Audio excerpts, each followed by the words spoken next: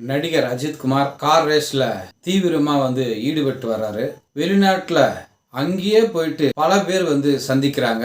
நடிகர்கள் நயன்தாரா, விக்னேஷ் சிவன், சிவகார்த்திகேயன், வெங்கட் பிரபு ஒரு வீடியோவை எடுத்து அந்த ரேஸ் எல்லாம் முடிஞ்ச பின்னாடி அது எதனா ஒரு ஓடிடி தளத்தில் ரிலீஸ் பண்ணுறதா தகவல். அதே டிஷர்ட்டு போட்டுக்கிறாங்க. போய் பார்க்க போகும்போது படம் தான் இது வரைக்கும் அஜித்குமார் எப்போ நடிப்பார் அப்படின்றது தெரியல. அதிகமான சம்பளம் கேட்குறாராம். அவர் ஏன் இப்படி கேட்குறாருன்னா, என்கிட்ட யாருக்கும் வராதிங்க அப்படின்ற மாதிரி தான் தெரியுது. என்னை டிஸ்டர்ப் பண்ணாதீங்கப்பா, நான் ஒரு வழியில் போயிட்டுருக்கிறேன். அவர் சொல்லிட்டாரு, இதுக்கப்புறம் என் வாழ்நாளில் அதே தான் நான் செஞ்சிட்ருப்பேன், கார் ரேஸ் தான். நடிப்பை பற்றி அவர் சொல்லவே இல்லை அந்த இன்டர்வியூவில்.